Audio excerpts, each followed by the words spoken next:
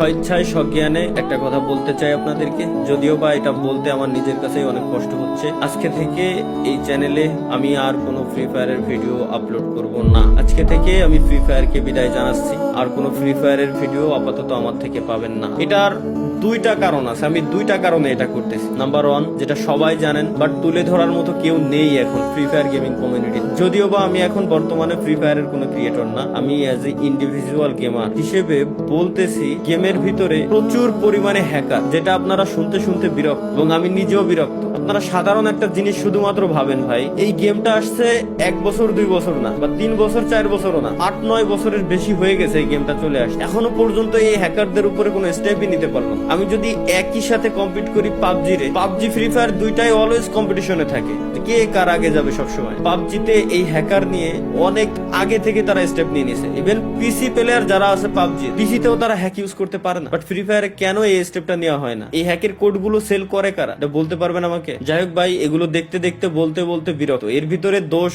আসলে এই হ্যাকারটা প্রমোট করছি আমরাই দিন শেষে, সত্যি যেটা বলতে হবে ভাই। কেন? কারণ আমার ম্যাচে কোনো হ্যাকার করলে আমি উল্টাপাল্টা রিয়াকশন দিয়ে ভিডিও ছাড়তাম যে জাদুকর আসে, এ আসছে, ও আসছে। দিন শেষে ওইসব হ্যাকাররাই প্রমোট পাইতো। এখন তো ওপেনে ইউটিউবে বিভিন্ন হ্যাকাররা আসলে হ্যাক নিয়ে গেম টেম খেলে, লাইভ স্ট্রিম করে, তাদের চ্যানেলে লাখ লাখ সাবস্ক্রাইবার বানায় নিস। তো আসলে এগুলোর উপরে স্টেপ নেওয়া হয় না। এটা আমি গেরিনার অফিসিয়াল মডারেটরের সাথেও আমি এই ব্যাপারে কথাবার্তা বলছিলাম এবং তাদেরকে আমি পার্সোনালি ওইসব হ্যাকারের চ্যানেলের লিঙ্ক পর্যন্ত দিয়ে আসছি, পেজের লিঙ্ক পর্যন্ত দিয়ে আসছি। যখন আমি ছিলাম পার্টনারশিপে, তখন তাদের উপরে তারা স্টেপ নিছে, কয়েকজনের উপরে স্টেপ নেওয়া হয় নাই। মাঝে মাঝে গেরিনা অফিসিয়াল পেজ থেকে পোস্ট করে যে আজকে 6 লাখ হ্যাকারের আইডি ব্যান হয়েছে, কালকে 5 লাখ হ্যাকারের আইডি ব্যান হয়েছে। বাট কই ভাই, এখনো পর্যন্ত পার্মানেন্ট কোনো সলিউশন তো দেখলাম না। আইডি ব্যান তো পার্মানেন্ট ডিরেক্ট কোনো সলিউশন না। গেম খেলা অবস্থায়, গেমে থাকা অবস্থায় আপনি ডিরেক্ট ব্যানের কোনো স্টেপ কেন নেন না? আপনারা কেন করতে পারেন না? এত বছর হয়ে গেল, এই গেমটারে কি কাস্টমাইজ করতে পারেন না?